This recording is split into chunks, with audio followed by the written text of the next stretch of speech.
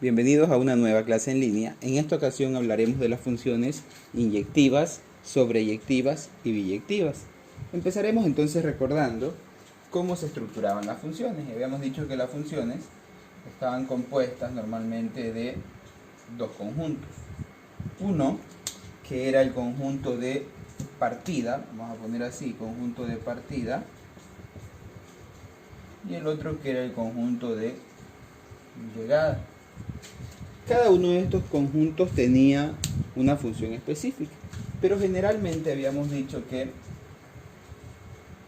si, por ejemplo, yo asignaba estos elementos a cada conjunto, para que se cumpla con la función, con que sea función y no relación, yo tenía que utilizar y siempre tener la atención sobre todo sobre los elementos del conjunto de partida.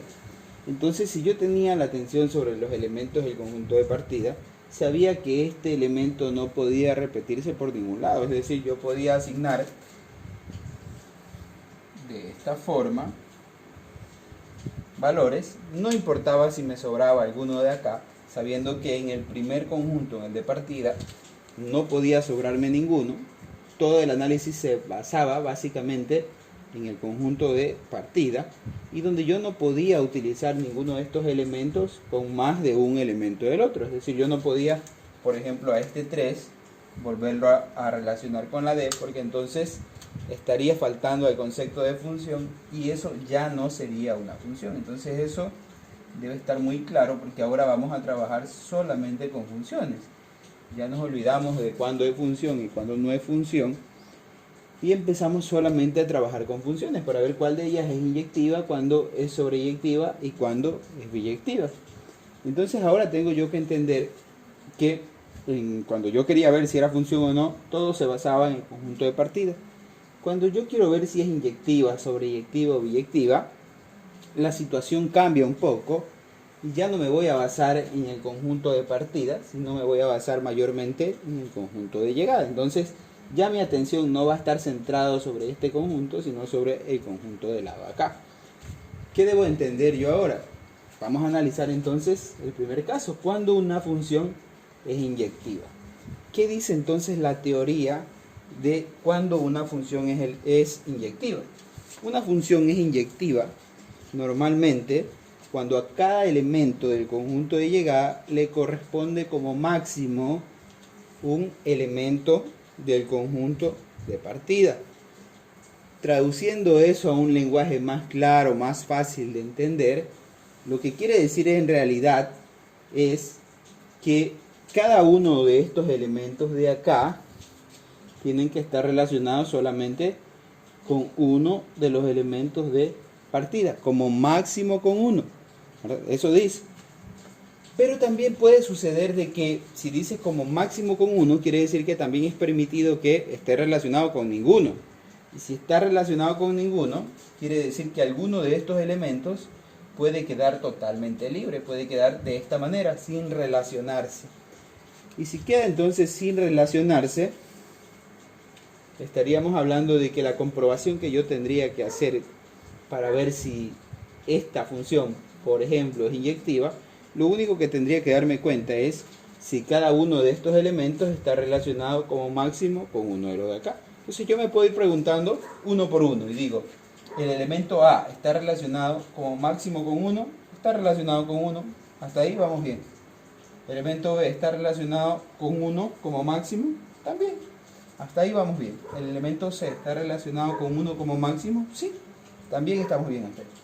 Y si digo el elemento D está relacionado con 1 como máximo, me doy cuenta que no está relacionado con nada, entonces está relacionado con 0. Pero como la teoría me decía que estaba relacionado como máximo con 1 y 0 es menos que 1, entonces quiere decir que también me funciona.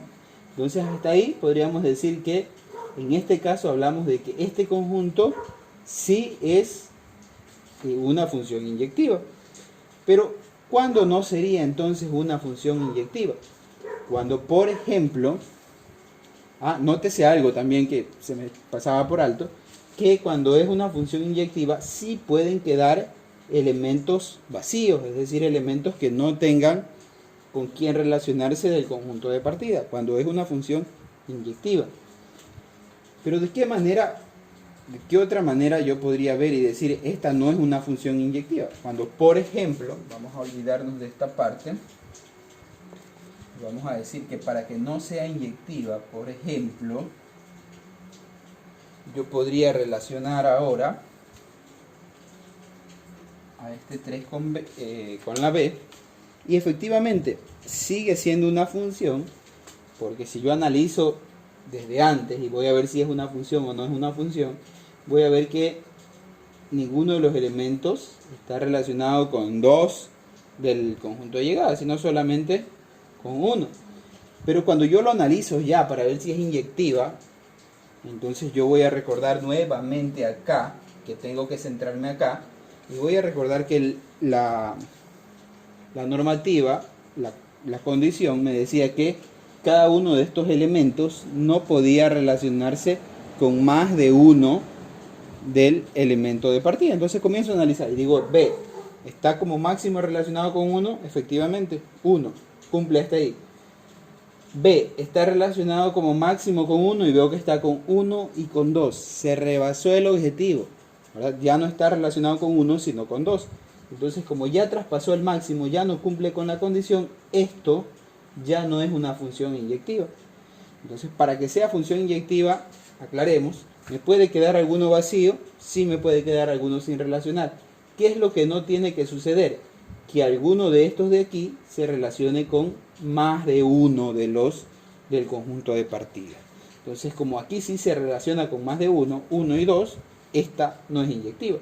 Pero si lo veíamos como lo habíamos visto antes, entonces decíamos que 3 estaba con C, efectivamente, en ese tipo de función, cada uno se relacionaba solamente con 1, y como sí podía quedar uno libre, no habría problema, esta función sí era inyectiva. Entonces hasta ahí estamos claros con la situación de la función inyectiva, que también se llama o es denominada por algunas personas como función 1 a 1, básicamente por esto, pero me podría traer un poquito de confusión debido a que hay ocasiones en las que quedan elementos libres en el conjunto de llegada, ¿verdad? Entonces bien, vamos a ver ahora cuándo se trataría de una función sobreyectiva.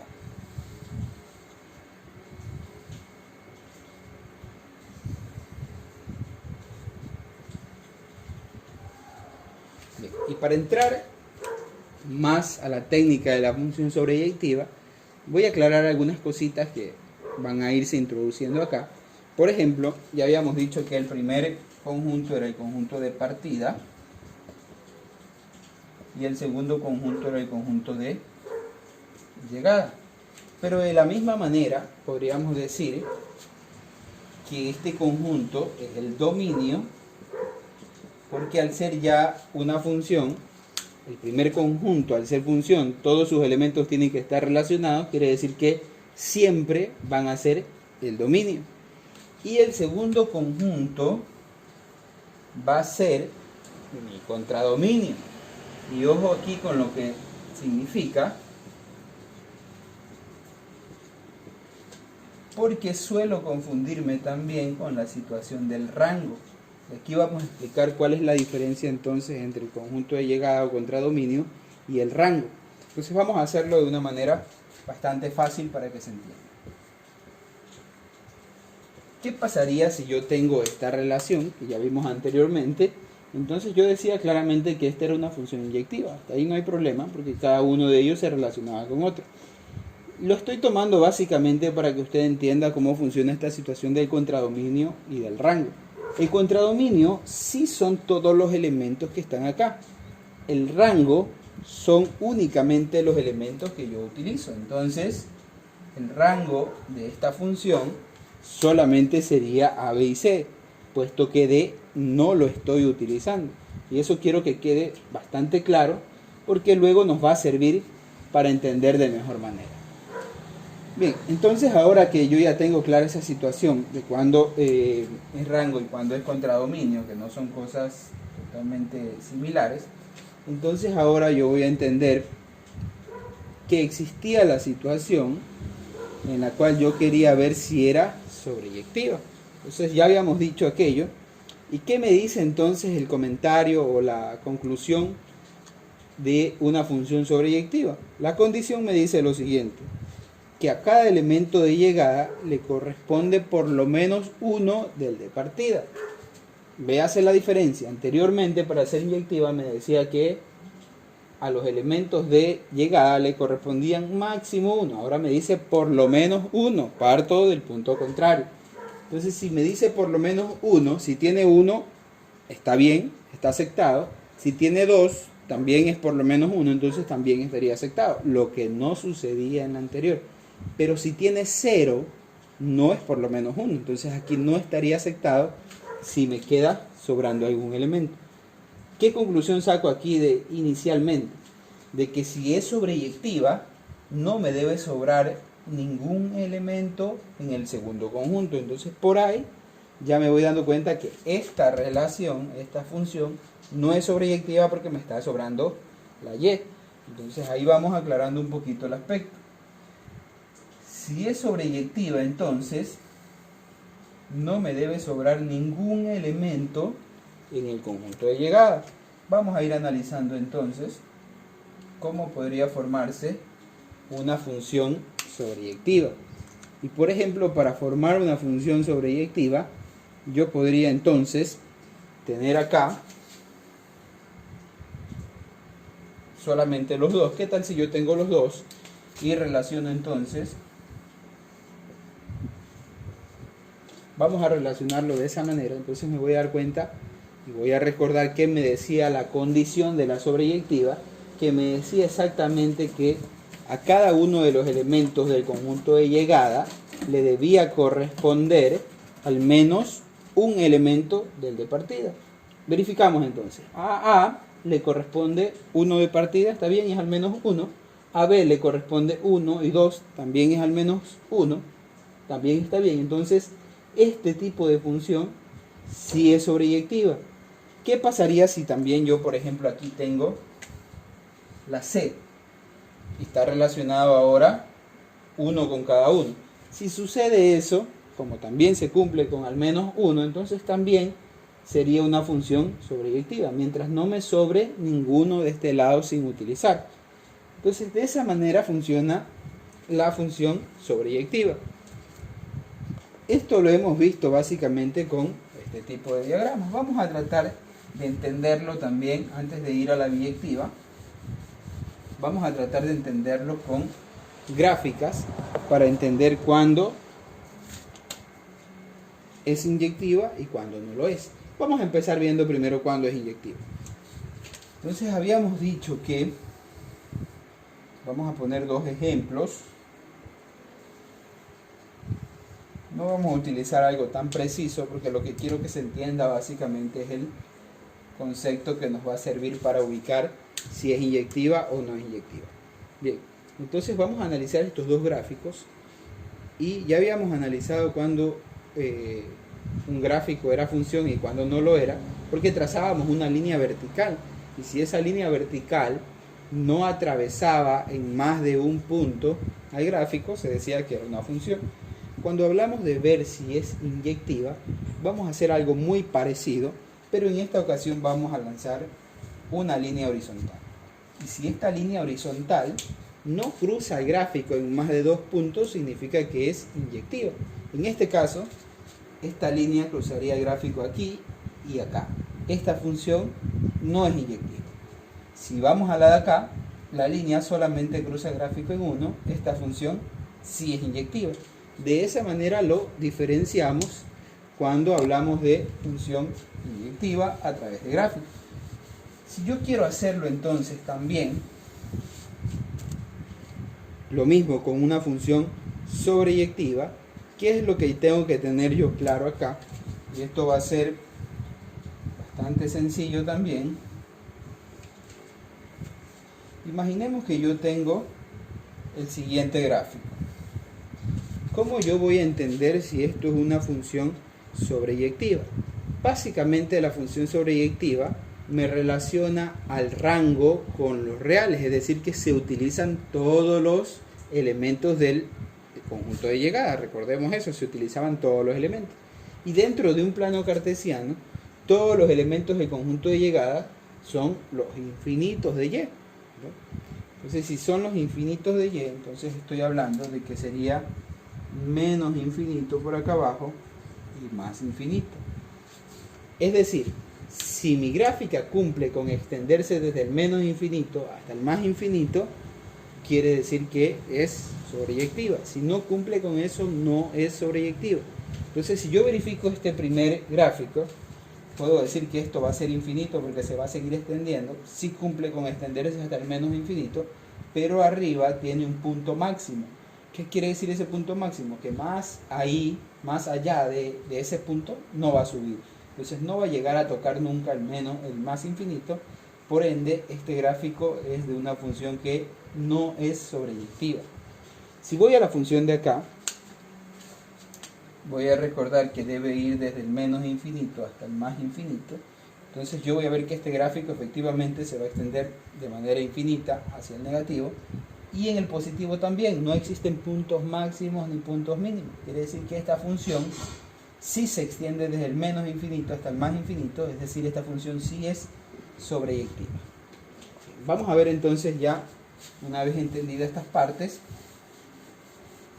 el último tipo de funciones que vamos a estudiar en este video, que es la función biyectiva. ¿Cuándo una función va a ser biyectiva? Básicamente, si la función es inyectiva y sobreyectiva a la vez. Vamos a analizarlo entonces.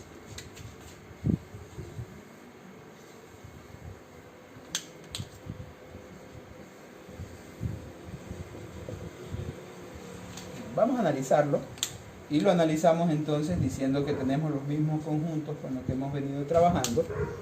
Tenemos el conjunto de partida y el conjunto de llegada. Siempre nos centramos para evaluar esto en el conjunto de llegada. Entonces, si yo me planteo ahí, primero tengo que verificar si es inyectiva. ¿Cómo sé si es inyectiva? Si a cada uno de los elementos del conjunto de llegada le corresponde máximo uno del conjunto de partida. Veamos si es. A A le corresponde 1, máximo 1 está bien. A B le corresponde 1, máximo 1 también está bien.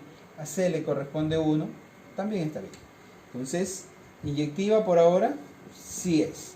Vamos a ver si es sobreyectiva. ¿Qué decía la condición de la sobreyectiva? Decía que a cada uno de los elementos de llegada le iba a corresponder por lo menos uno del elemento de partida. Entonces, como es por lo menos uno, yo voy a decir entonces, a A le corresponde por lo menos uno, sí, le corresponde por lo menos uno. A B le corresponde por lo menos uno, también. A C le corresponde por lo menos uno, también. Entonces, esta función también es sobreyectiva. Si cumple con ser inyectiva y sobreyectiva a la vez, quiere decir que esta función es biyectiva. Entonces, estamos claros hasta ahí. Solamente es biyectiva cuando cumple con las dos expectativas. ¿Qué tiene de base eso y qué propuesta le puedo decir? Básicamente, que para que sea biyectiva, vamos a tener que estar claros que en el elemento de llegada, en el conjunto de llegada, no puede sobrar ninguna. Por ahí vamos a empezar. Y por otro lado, vamos a decir también que para que sea biyectiva también debe cumplirse con que cada uno de estos elementos no va a estar relacionado con más de uno de los elementos de partida. Entonces cumple las dos condiciones a la vez y por eso se llama función biyectiva. Básicamente esto es lo que vamos a ver de estas funciones. Entonces nos vamos a ver ya en un próximo video con una nueva clase.